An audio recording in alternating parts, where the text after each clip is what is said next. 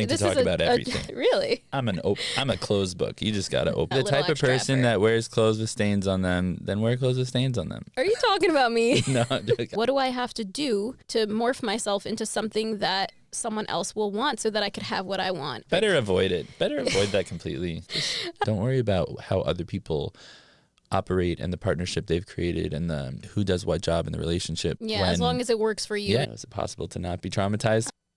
What can you tell girls who had creepy dating experiences where... Yeah, and I wear a flowery apron and I put on a dress. No, I'm joking. Try not to spit out my seltzer Oh my here. gosh. Welcome to the Marriage Magnet Podcast, where it's not just about attracting the one, it's about becoming the one. I'm your host, Phillips, and here we focus on growth, high standards, and creating an intentional life and love through self-development. Navigate your dating journey with clarity and confidence, because marriage is not just a box you check off, it's your life. Welcome back to another episode. I am so excited for this one. It's going to be juicy. I have my husband Yehuda here again.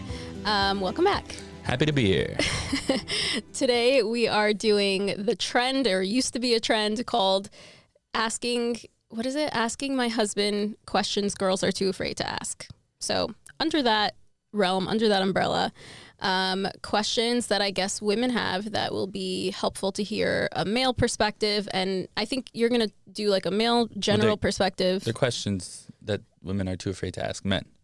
Right, exactly. So, but I'm asking my husband them. It's my funny perspective, that and then my perspective on the general male perspective. Right. So your personal opinion on whatever the question is, and then also just, I guess, like what your opinion is on the general male perspective. Yeah. So I'm excited to get into it. I asked you guys questions on Instagram. I put an anonymous question box, and yeah, I'm excited to get into it. But before that, what are you drinking? The Amber Edition Red Bull, strawberry apricot.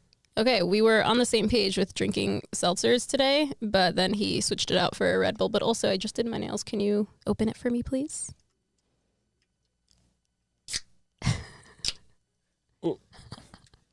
Thank you. Just gotta say bracha. Oh, man. Okay, ASMR for you. So before we jump in, how was your week? Catch us up. How have you been? I'm good. You know, being a father, supporting a boss babe. Something cool I did that I didn't get a chance to talk to you about because we're like ships in the night, in the day. Yeah, True. Lots to be done. Especially recently. I feel like it's been a little chaotic. Yeah. But yeah. So I decided to enter some songs into the American Songwriter Lyric Contest.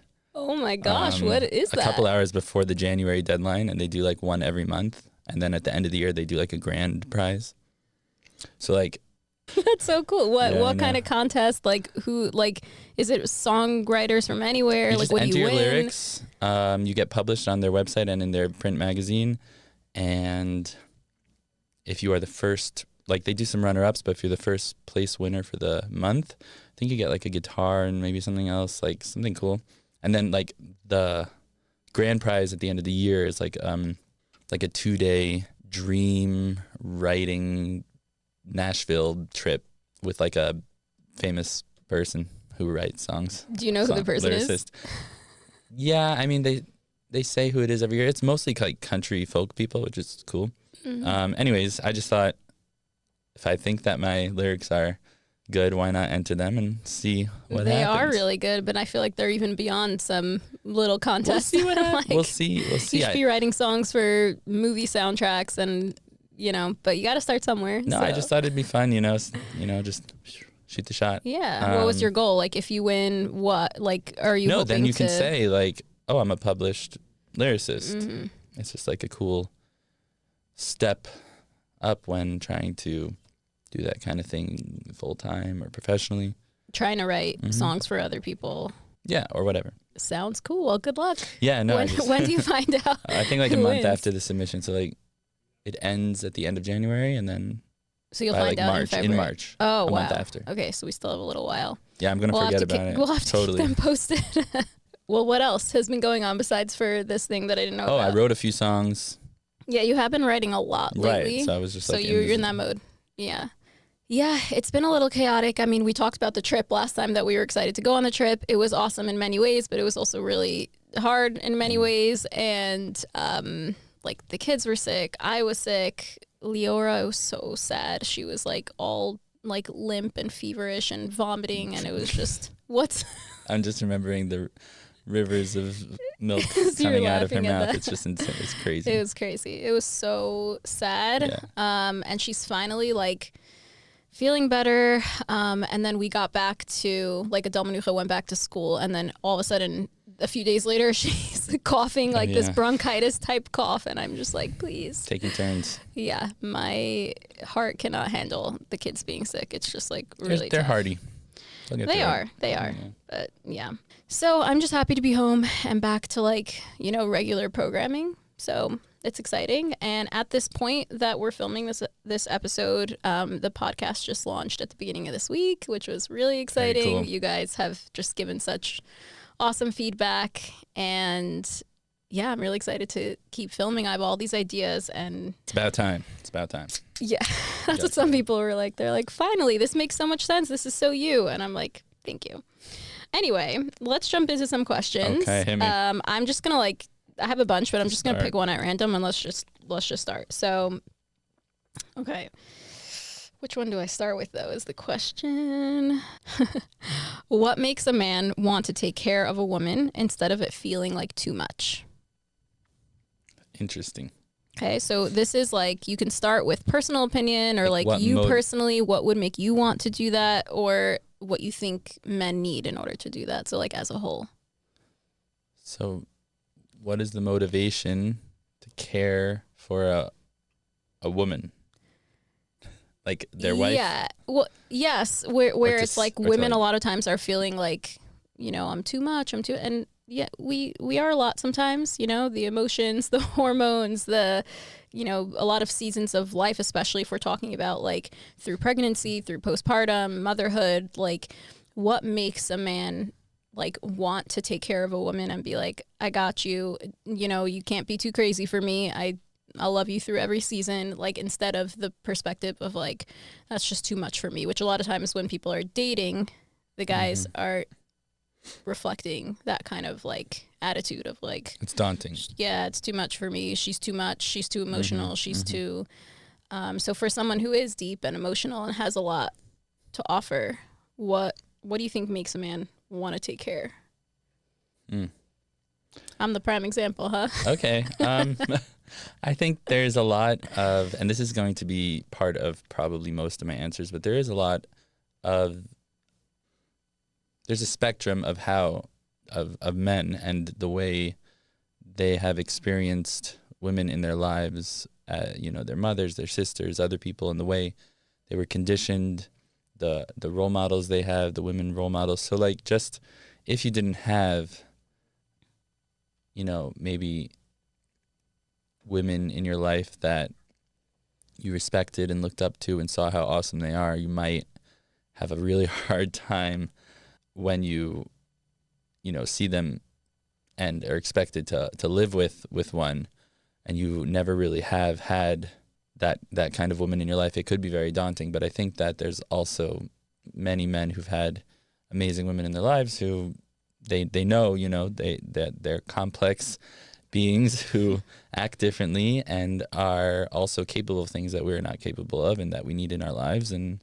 you know, with the proper upbringing, I think that you would be less daunted, and that a lot of what happens is, you know, you are a little bit too insulated, and you don't necessarily have the experience to understand what you're getting yourself into. So yeah, it could be daunting, and then you know you get a crash course at the time, and you know you're reassured, but you know it's not the end of the world, and there are ways you can learn to live with it. I'm sure there are coaches for men to help to understand women better if they haven't had that. So long story short, if a man knows, you know, the value of a woman, then that is obviously his motivation for wanting to So in this situation of meeting someone and this woman feeling like, will he think I'm too much? Will he want to take care of me? It's more so of like if he sees qualities in you, or if he sees something about you that feels like, wow, she's amazing. It's then the trade-offs, like the things that come with it, are worthwhile because he knows what it's like. He has personal experience with women who. I don't think you're saying like the things that come with it are like a price, but it's not like a price. It's just a different nature. So this is how that other type of person works, and it is the other side of the coin. I'm saying it's naturally to have someone be that way, they're going to also be this other way. So yes, right.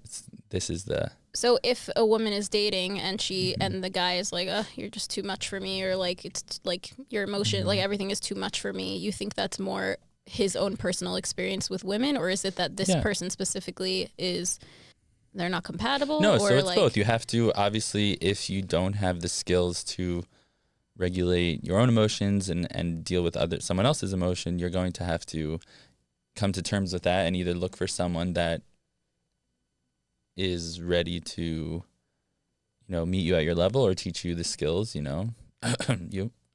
I was. So personally, this is going into the personal territory. Oh yeah, personally, even you have to be open. Obviously, not even if you do have women role models, you're going to need your specific person to communicate their needs and how to deal with them and how you operate.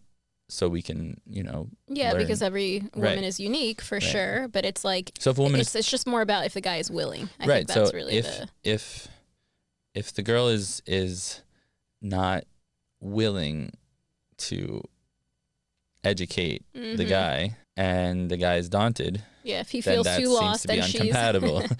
But if there is a willingness on each side to learn, then that won't be an issue unless they realize that whatever the need is can't be met, and that would have to be communicated. Right. Makes sense. Yeah, that was a lot. We really just dove in there head first. All right, uphill from here. This is interesting because women can do this too, but why are men so indirect? Like they don't like you, but then they continue dating you. You think it's going really well, but really it's not. And then you're so surprised when he cuts it off because you didn't see it coming and you like him. I can't say I have experience with this, but if I were to imagine a general male perspective, I guess you're saying you don't have personal experience of like either ghosting someone or just not being direct, unless your indirectness with me was a little bit different. Yeah. Can you break down the question or repeat it? Why are men so indirect, basically? You won't know what they're thinking. Sometimes you'll be dating them and then they'll cut it off. Meaning lacking communication? What does indirect mean? They are communicating indirectly? Is that what you mean? Yeah, or maybe they're acting like they like you and they continue dating you and then one day they just ghost you, or one day they like text you and say, you know what, it's not going to work. And meanwhile, you thought you were both on the same page. Oh, that goes both ways. Right. So, I said it can definitely go both ways. But it is, I do hear that this question being directed at men are a lot of times less expressive and less open with their feelings and where they're holding. So I think it does happen. I would agree that it happens more with men. I think that as a woman, you might be biased.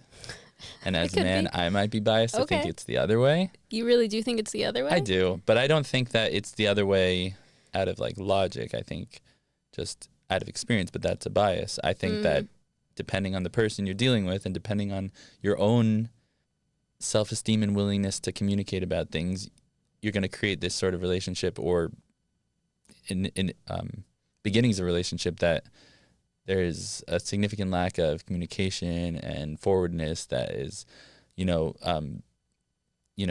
declaration of intent, I guess, that is just going to create a space where you don't have the courage to communicate about what's going wrong, and it's just going to seem like everything is right up until you're just like, and I'm out of here. Right. So once you find the opening, it's happening. Like, right. Depends and on I think people. It for sure could happen on both ends. And it's like, if you're not able to face what the truth is, and you're not able, you like have a fear of confrontation, and you're not like declaring your intention, then it could get very fuzzy and hazy where it's like one person could think that, oh, things are going really well, and then the other person is like, bye, out of here, like it's not working for me, and you're like, wait, what? I did not see that coming. Exactly. So for sure, for the woman, I mean, you tell me if you agree, I would say to like ask what their intention is, even though it's scary, because in the moment you're like, well, if I ask, I might scare him away, and but you need to be on the same page and just try and get an understanding of like where he's at, and also reassure him that it's like that you want to hear the truth, right? Because if you're the kind of person that you're not willing to hear what he's actually thinking, then he might not feel comfortable to share what he's thinking, and then that will just make the relationship not clearly communicated. Yeah, and a lot of times these habits or reactions are going to be conditioned at the beginning of any relationship. Like they say, first impression. You're going to learn how people respond right away, and you're going to take it as that is how they react when I do this. So if you are not allowing for open communication and you do anything to shut that down in any way or make it seem like it's not something you want, then you're never going to get that unless you really or backtrack. Then you have to push for it and be like, I know I reacted that way in the past, but I want to be more open to hearing what your real thoughts are. Okay, so moving along. Yeah, let's see what's next. These are good questions. You have thinking people following you. Yeah, some of them I'm laughing at, and also there's a couple that I should have probably ran by you to see if you would be willing to talk about that. Well, we could always cut it. Yeah. Okay. But I'm willing to talk about everything. Really? I'm a closed book. You just gotta open. This is a chill question: casual or dressed up on the first few dates? I guess, what do men like? And this I think is going to be very personal, but I guess what's your personal opinion, and what do you think the general male perspective is? Casual or dressed up on the first date? First few dates. First few dates. Yeah. That is a societal expectation that you are going to have to be self-aware enough to know, like, is that something that you care about, or is that something that you don't care about? Because if you personally are fine either way, then just dress either way. I'm saying go for either. There's no right or wrong in this case. There's no right or wrong. You should do what you feel be authentic, comfortable with. Right? And then you're not going to want to pose and then keep posing for the rest of your life. Right. But there is the like idea of like when you make a first impression or when you do something like meaningful. Yeah, put yourself together. You show the respect. Take a shower. That's my level. Well, that's a guy thing. All you have to do is take a shower. So you're saying put a little bit of, show that you're putting an effort, but you don't have to be someone that you're not. So like if you like to dress up, go ahead and dress up and put that little extra effort. If you're the type of person that wears clothes with stains on them, then wear clothes with stains on them. Are you talking about me? No, as a first impression, I'm saying don't do that, because you're probably not the kind of person who would generally choose that, and you do want to represent yourself as much as possible. So I'm just cracking up because you said I should wear a bib this morning. You're like, you should wear a bib when you eat. You're the type of person that is... every single shirt has stains, and I'm like, it's fine. My hair will cover it. If you're a true foodie, then your food supersedes your clothing, and sometimes your clothing has to make sacrifices for your food. Exactly. Yeah. Well, personally speaking, back to this question, did you liked I'm assuming you're a more casual person based on what I know you. Like, you like the down to earth. No, but for a woman, when you liked when I'm casual is cool when too. I'm more like down to earth and just like it depends on the setting. Right, exactly. Like, yeah, makes just sense. match whatever you're doing, and like don't overdress for the occasion. Mm-hmm. And if you underdress, that's got to be your thing. Otherwise, I don't know why you would do that. It's a very subjective question. Right, for sure. And I think it really, when you're being yourself and you feel comfortable in what you're wearing, which I always tell my clients, like, yeah, the right answer is really what you feel good in, because it's not about what the quote unquote law is about what you should do. It's about you. If you're going to wear something and act like embody a character that doesn't feel like you, then you're going to have a much harder time connecting and being yourself. So the most important thing is to just like go with whatever makes you, like the outfits that represent, that feel like, oh, this is me. Like this feels like me. What's so funny? This is not Victorian London.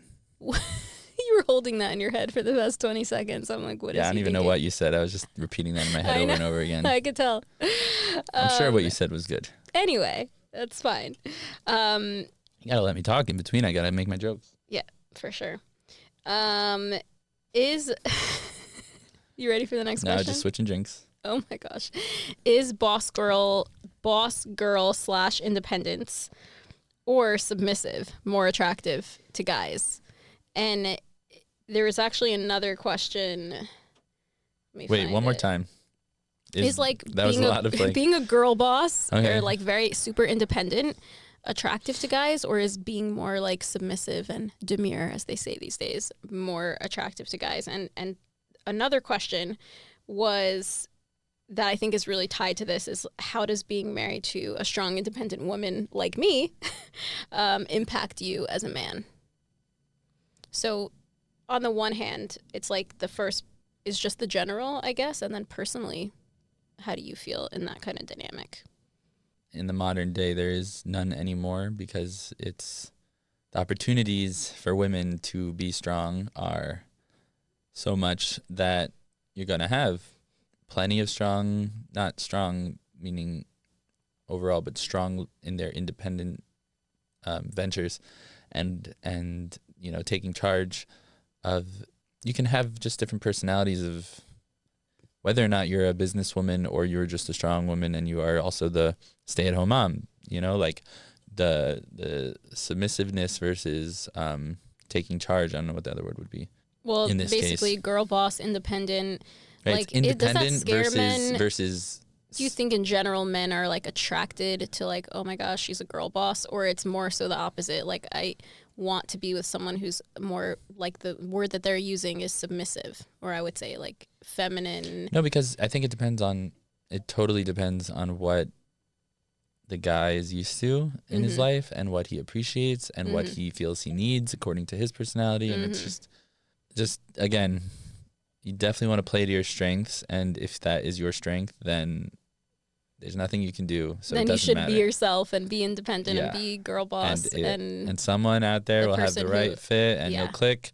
And even if you are similar in that way, there's, you know, everyone has their way they work things out, especially now more than ever. It's all about communicating your needs and your the way you see yourself to the other person. And if they can respect that, then you're good and you'll work it out. Yeah. And if they can't respect that, Maybe it's not a good fit. maybe it's not a good fit. And that's life, you know, like everyone, because that's because if someone really can't see things working out with the way that's one person wants to live their life and their attitude on, you know, their place in the world, and the other person just, it doesn't fit with theirs, then that's fine. You know, you don't have to, Yeah. you don't have to be for each other. Like, Right. And it's there's nothing better to wrong figure with that that. out. Right. So like, yeah. It's which- nothing wrong with when how I you think, are. Yeah, It's just, the person is asking like, which one's more attractive to guys? It's almost like, I want to be more attractive. Which one should I be? Right. And the answer again is like, really just be who you are. yeah, it sounds pretty obvious to me. I think I'm like laughing inside thinking we even have to say it, but I guess it's just No, of course, because a lot of times, But yeah, it's a thing. People, just as you know, people, you get in your head. we get in our heads and we want to be what someone else is wanting from us so that we can have what we want. If we really, really want marriage and we really want a relationship, we're going to be like, wait, what do I have to do to morph myself into something that someone else will want so that I could have what I want? And it's really, really hard to stay strong and believe that me being me and becoming my best self, but true to myself, not becoming a different version that's not me, right? Becoming my best self as me is going to be the perfect alignment for the one who makes sense for me. And I will be able to get what I want. I'll actually be able to really get what I want and not a fake version of what I think I want. And then I realized down the line within marriage, hopefully not, that it wasn't actually what I wanted because I wasn't being true to myself. Right, and then you're stuck having a personality disorder. Wait, Or what? getting How did you divorced. get there? What? Well, if you really force, trying to be someone saying else, if you develop you develop a second personality, and then you start Jekyll and Hyde. People have like a midlife or a young life crisis where it's like they're married for a few years and then they're just like, wait, like I don't even like this person. I don't even know who I am. Like I have 2 kids now already. Like, I mean, we can go into that topic. Better avoid it. Better avoid that completely. I don't know how we got there from such a simple question, but in terms of for you personally, like how does being married to me, being in the more I think I am very feminine and submissive in many other ways. It's more, but whatever, the way I guess people are seeing me, and I definitely have those parts of me that are independent and doing my ventures, like you said. So how does that impact your feeling, I guess, as a man or the masculinity? I feel like I'm a Viking, honestly. Back in the day, the Vikings would, just sometimes the women need to be making money and the men would just lift heavy things. So I lift heavy things. Pretty good at it. Feel pretty masculine. You don't lift heavy. I mean, you try to lift heavy things, but not as well as I do. You know that reel that I showed you with the... If your wife is a weightlifter, make some money. Wait. No, it's alternative. I'm saying if your wife can lift heavier things than you, then... Oh, heavier things than you. Yeah. Okay. That's what I'm saying. I'm saying the reverse. Extreme. No, what was the question? How does being married to me as an independent boss girl kind of person affect me, like my self-esteem? You as a man with your, in terms of your masculinity? My identity as a man. Like, how does it impact you as a man with your wife being strong and independent? Or does it not impact you? Well, personally, does not impact me. Would I feel manly in the sense of, making money and providing for my family? Which you do. Meaning, no, I do that, but as actively, I guess, as you do, as someone who is, creating it out of thin air, meaning entrepreneur, running a business, I don't have the same mentality. Yeah, I mean, if I was doing that, I would feel good about that, but I can't imagine. I don't think the same way. So it's like, if I was someone else, that person would feel good about themselves, but that is in that way. But the ways that I operate and my personality are perfectly happy and feeling confident and manly in the ways that I do what I do and my strengths and, focusing on those. So yeah, you're going to naturally appreciate what you're good at, and don't worry about what other people are good at, and don't worry about how other people operate and the partnership they've created and the, who does what job in the relationship. Yeah, as long as it works for you and you can figure out a dynamic that feels like the masculine, feminine roles are seamlessly working together in whichever combination and style that works for you, then that's all good. It basically sounds like you're saying there doesn't have to be a set I couldn't rule. Force you to not work. I couldn't force you to not start a business if I tried, meaning you naturally are doing what you love to do. You're so supportive and want me to, you're like, yeah, keep going. You're not it's not even like you're okay with me doing my own thing. You are happy about it and encouraging and supporting me. You're literally sitting here doing this podcast with me. But there is no alternative where you're just sitting around, with the kids, doing nothing. That's just you're not not, who I am. You never were before I knew you. And now that's just not who you are. So again, you have to find the person that fits your personality and, completes your, where you are weaker, they are stronger. Yeah. Or even if your strengths overlap, then you have a plan to get, mesh that. To meet your needs, whatever it is. It's not a black and white, this or that situation. It's an equation. As long as it all evens out at the end, then you're good. Yeah, do some math. Okay, next.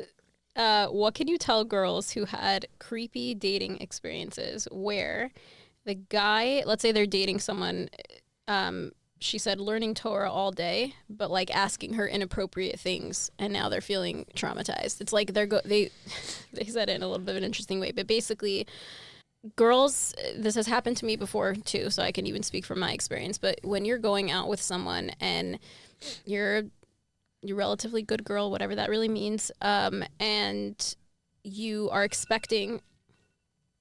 Okay, I just got an alarm that we had to prep and grocery shop and cook for Shabbos and figure out what we're having because we're having a million guests this week. But anyway, You need an alarm for that? no, I need an alarm because we have to figure It's out. Thursday. Like, I know, and we're not even like near prepared. So, how Thursday. do I do the do not disturb? You're doing most of the cooking, so it's fine. But I still have to like. Yeah, and I wear a flowery apron and I put on a dress. No, I'm joking. I'm a manly man. I cook. He's a really good cook. Think of a chef. Was it a guy or a girl? Right away, when I think of a chef, I do think of a man. Oh, yeah. You do? Yeah. Yeah. Anywho. But women have to do the cooking at home. I don't know why. Because the chef is running a business. So I don't know. We're just all conditioned to that. No, they're usually not the one running. They're usually hired by the board or whatever it is. The business owners. The Many board. chefs run their own. I don't know what chef you're thinking of. Board you know of that what? book that I'm reading, The Unreasonable Hospitality by Will Guidara? Guidara. That you're the one who My got book that that book. I didn't read. Yeah. And I'm reading it. I'm going to read it eventually. He talks a lot about how the chefs are the creative artist type that they're being hired out by the people who are running the place. Well, and yeah, that you need a own business. Okay, so they are artistry to it. So they're not really the business people usually. It's like a talent, and then you have a manager. Yeah, exactly. You have someone. This is so irrelevant to the topic, but yes.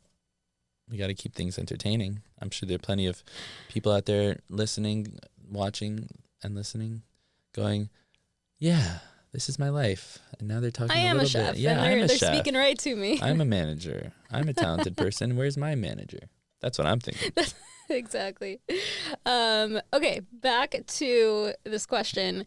A girl is dating someone who he learns Torah all day. He supposedly really frum guy, really good guy, and then you're just so not expecting it because you're on a date as a frum girl, good girl, and you're dating someone who you think is the same, and they are a Torah learner, and then they start asking you inappropriate questions or doing inappropriate things or just being so out of character of what you're expecting, and she's saying now she's traumatized, which so sorry, but it's can you speak to that concept of going out with guys and them not actually being what you thought that they should be? This is a different kind of multiple personality disorder that we have in modern agree. society.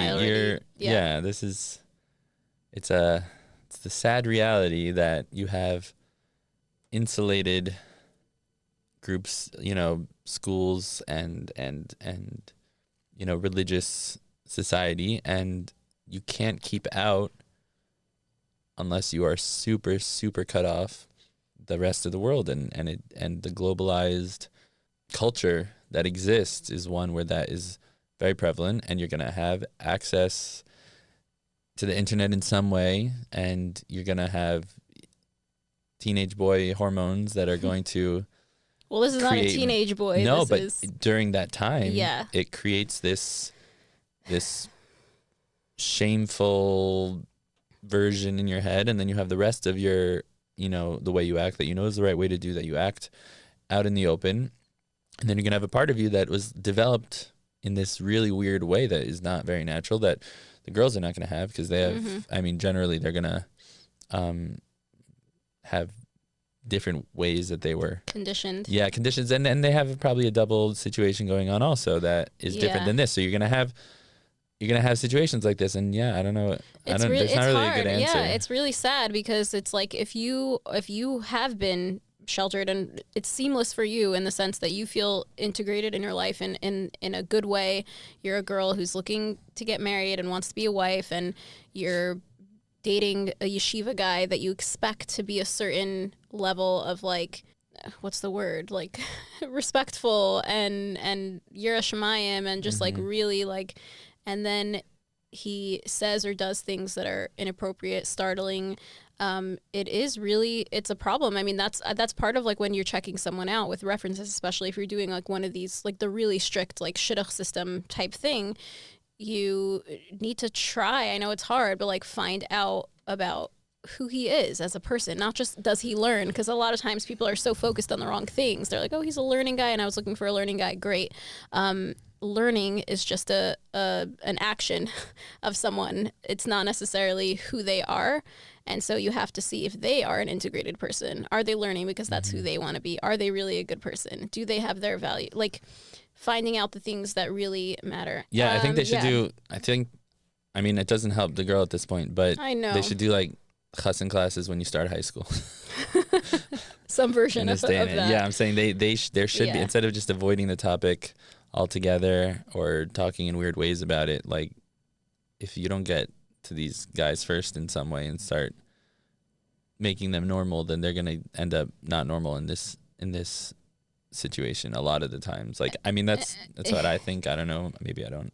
Maybe other people know better. Well, would it be fair to say that you agree that it's better to focus on when you're looking for someone who, you know, has the same values as you or wants to have the same lifestyle as you, to focus more on the person and not on the situational things that make them feel aligned? Like, are they learning? Do they go to Shachar, Mincha, Meir? Like, are they, you know, davening 3 times a day? Do they have Shabbos like that? Like, are you in agreement that, at least this is my perspective, that it is most important to see if who they are is something that aligns with what you want as like the core of who they are, and not necessarily in what they're doing at the current moment, because that could always change, and that's not always a direct expression of who they are. Sometimes they were just doing it because they're a really inappropriate, sleazy guy, and then they're also just happen to be learning because that's what their parents made them do right now. You know what I mean? Like, it's not necessarily an expression of who they are. Yeah.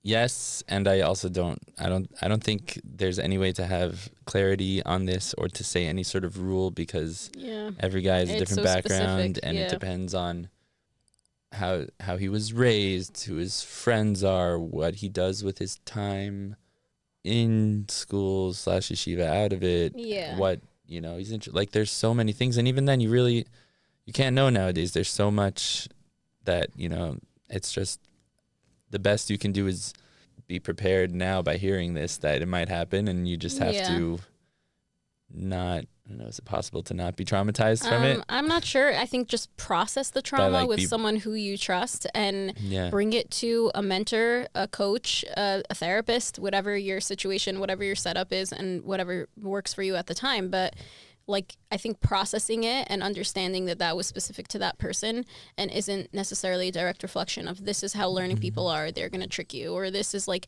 it's really like a lot of the things we're saying is specific to the person. Right. It's not everybody. Most people are normal. But yes, agreed and validated that is very unsettling, and it could be traumatizing and can really throw you off. And sorry that you've had such an experience. It really is unfortunate. Yeah, and there's always going to be a little bit of that in everyone you deal with in some way. There's going to be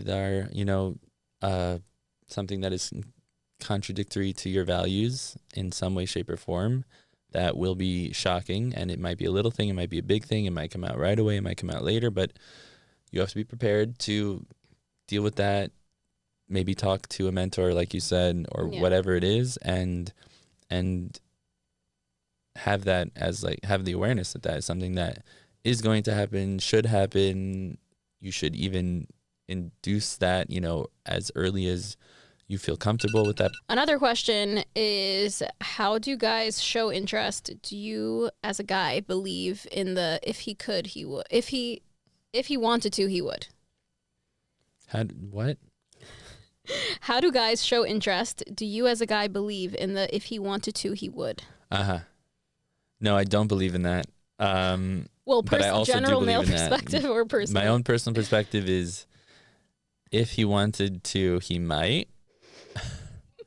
If, you know, you have to... Try not to spit out my seltzer here. Oh my gosh.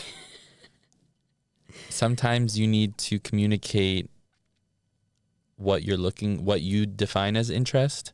You might have someone that is uncertain how to best show interest in you, and sometimes respecting space could be seen as uninterested. You speaking from your own experience. You're saying this is a you're personal the kind opinion. of person that gives extra space. An example where uninterested isn't actually uninterested, because yes, it could be that they're uninterested, but usually there's uncertainty. I feel like, as a general perspective, that uncertainty or of how to proceed, it could just be caution, meaning a lack of action out of caution. But yeah, just be straight up and be like, you seem uninterested. Is that the case? Or are you just unsure of what I would want, and you're playing it safe? And then, or like, it seems like you're interested, but this is what I want from you. Right. I mean, that's kind of how I approached it, where I was like, I could tell you're interested, let me help but for you. some reason, it seems like you're blocked. But I think I think that if he wanted to, he would, is generally speaking, probably on point. Because I think even with you, which I think you're a little bit more unique in that sense. So I think it doesn't necessarily apply to everyone, but even with you, you definitely showed interest a lot. It wasn't, if he wanted to, he would. It wasn't a specific, like, if he wanted to, he would do exactly what I want, right? That wasn't the case with you, which I think with a lot of men it could be. They would be able to, like, be forward in that way. But you still showed interest and, like, overly expressed that there was no question about it, whether you were interested. So if you wouldn't have let me go at some point, maybe it wouldn't have happened as fast as it did because of me, but at some point you would have messaged me and been like, I did want to meet up. I did want, right? Like, you would follow up. I don't think you would have just forgotten. Would you? Yeah, no, I wouldn't just ignore you or really totally check out and be absent. I would be there, but maybe trying to figure out what to do. The action might be hesitant for and it might be slower. Various reasons. Yeah, but I would definitely be showing up in some way and hoping that you would give me, a clue as to the direction I should be going. So right. So that means depends on the right. case. So if he wants to, he will show you in some way that he's very interested, and maybe he might need a little bit of, like, direction or encouragement that you're also interested in, that you want him to pursue you. But it's safe to say, it sounds like that, like, if a guy is interested, you can't get rid of him so fast. Does that sound right? That resonates. Yeah. All right. How much time do we have left for more? So we're going to wrap up soon. Now, let me pick one more question. Okay. Something really juicy, controversial. No, I'm joking with that. I have one, but I'm maybe we should do a part 2, because there's just so many. Let us know in the comments, right? And then people will probably, if we film the part 2 after this is released, we can really get people coming out of the woodwork asking questions. Well, we already have too many that we can handle. No, but the questions might get better at having seen how awesome I am at answering them. Yeah. You're obviously not paying attention. Yeah, wait, what'd you say? Nothing. I was looking for another question. You just agreed that I'm awesome. Well, that's fine, because I do agree. Yeah, but... Okay, what is something, I guess rapid fire, what is something you/most men look for in a girl/future wife? List off some qualities. What do you think is important? What is wife material? Yeah. Describe wife material. Shouldn't be so hard. I'm sitting right here. Self-awareness. Okay. Having a good idea about, their identity and what they want, so that way you can know if you are what they want. You don't want to end up with someone who really doesn't know much about themselves or what they want or who they want, and then you find out later on that it wasn't the best fit. That would be kind of awkward, to say the least. Yeah. Jinx, you owe me a seltzer. Well, you got it. Cheers. Thank you. Wait, not mine. Give it back. You're welcome. Thank you. And rapid fire, babe. Rapid fire? Yeah. That's it. What else? Wife material, someone who's self-aware. What else? Everything else is very subjective. I feel like that is one of the an objective thing. That's across the board. Very important. And then after that, it depends. What is wife material for me personally? You could say your personal perspective. Okay, so I guess motivated to grow and to develop their identity that they now have further and really build, lean into their strengths, handle their weaknesses, whatever it is. Usually not everyone is good at everything, and just the ability to, focus on the goal of whatever their goals are. And even if it's not always clear, but just knowing that they want to grow with you. They want to keep going up. Like Did you think in your head, like, wife and mother material, does she need to have certain qualities, like nurturing? Like, what did you think to yourself, like, I need to make sure my wife has these things? Or you were kind of just like feeling out who the person was as a whole, who the person / me was as a whole? It's obvious. I mean, I would assume that most men would want a kind, loving woman, but there's some pretty crazy people out there that might not want that. So like, it really depends on what you want. Yeah, she should want to be a mother, and if you're the type of people that want to have kids, but like, I'm sure there's people who don't want to have kids, and then that wouldn't be ideal wife material. So more so for our audience that is not as applicable, but yeah. The main thing is that you know who you are, you have had the time and space to develop yourself how you want to be, and then you can go from there and find out if you are, that's like marriage material. And then from there, whether or not you're a good match, you have to have data to analyze and see if it's compatible. Otherwise, there has to be the compatibility factor. But otherwise not you're not ready to get married. You are still adolescent. Yeah. You are developing, and that is also at a different pace for everyone. Some people need a lot more time. Some people are ready to go right away, and they are very clear-headed and clear thinking, I should hope. Okay, so we're going to wrap up here. Okay. Thank you so much for answering these questions and, being interrogated on this interview. It was really nice to hear what you had to say, general male perspective, your personal thoughts on some of these topics. There are questions we could not get to today. Let us know if you really want a part 2. I would be happy to do it. I think you would be happy to do it. Putting you on the spot here. I enjoyed it. It was good. Good. Yes. Anyway, thank you so much for tuning in to this episode of the Marriage Magnet Podcast, and we will see you all in the next one. Marriage Magnet Podcast. Woo! Bye, guys.